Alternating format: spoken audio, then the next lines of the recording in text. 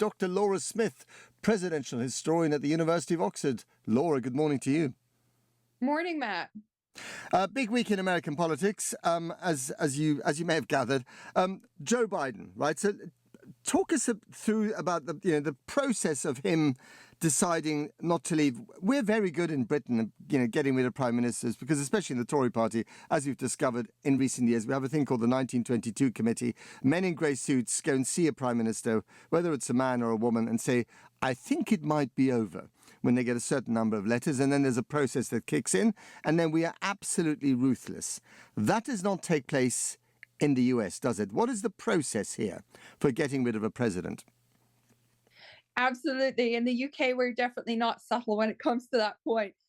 In the US, I think you're right. You said deference. That is a really good word for it. You may recall a few years ago, well, more than a few years ago, President Obama with his State of the Union, and the shock when somebody actually yelled out, "You lie," like on the House floor. Yeah. And Nancy Pelosi was so angry at that House Republican for doing that. But it was this break in deference. And again, what we see is a really unusual scenario right now where obviously the president of the United States is not the head of their party in a legal way, just like in the UK, the prime minister is the head of their party.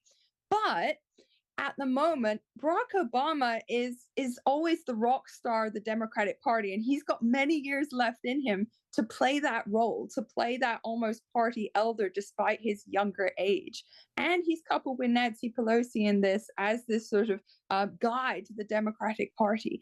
So in that sense, it's really unusual to have a president like Biden, who was never the most popular guy, obviously benefited from the COVID election 2020, not having to get out there and campaign, and is never really the sort of head of his party. So he has to deal with these other forces that have a huge amount of sway. But, I mean, the thing I've heard, and correct me if I'm wrong, is that is also part of the problem. The Obama rock star thing is part of the problem, as was the Clinton rock star thing, because Joe Biden always felt at the end of the Obama presidency in 2016 that he was not respected in the same way that Hillary Clinton was, and that the Obamas kind of looked down on him a little bit and thought, you're not ideal to try and fill those shoes, even though you were vice president. And you remember he delayed his candidacy delayed thinking about his candidacy by many months, and the reason why he didn't is because his son Beau was dying. But even then, he didn't jump into the race. And I think I'm told that he's never forgotten that. It's left a chip on his shoulder. The Clintons and the Obamas didn't really appreciate me. And then along comes Trump, who beat Hillary Clinton.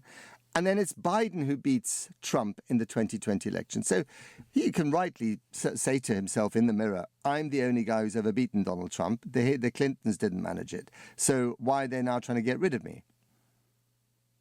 Yes, he can say that. There are some commentators who are saying that him staying in right now, Joe Biden, is a sense of almost what they're saying is vainglory, which I think is a bit harsh in the sense that Joe Biden makes a good point in the sense that obviously we are in a huge different aspects of different parts of the world, foreign policy crises, plural. He does obviously have experience as president now. He, as you rightly said, Obama was the one who brought him into the White House in the first place by putting him on the ticket. Understandably, they have a complex relationship.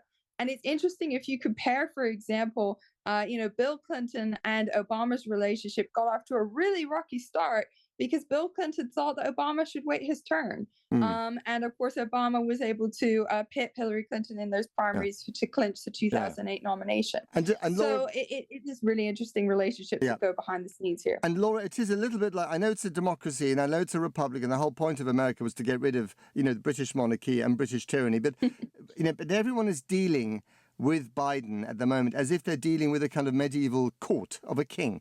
What's he saying? Who's talking to him? Who's the Biden whisperer? What's Jill, the wife, saying to him at the moment? Just briefly, describe that atmosphere, that courtliness around the president, whether it's Biden or anyone else. Any president can decide who they want around them, whether they want a big, whether they want a small group, whether they want a sort of personal court, if you like, as you were saying, of advisors. Yeah. Andrew Jackson had a kitchen cabinet. These are very close advisors, people in the press, it depends on what area you're dealing with and who you trust. Yeah, Now, Biden is someone who has chosen to really rely on family for understandable reasons, as you laid out, who can understand and have gone through these really hard points in his life. But it does mean that it's harder for outside voices to break through. And if you're relying on things as potentially unreliable as polling, it makes it a very sort of difficult situation to yeah, see what could be the break line. indeed. Dr. Laura Smith, thank you very much indeed for coming on the program. They're presidential historian from Oxford University.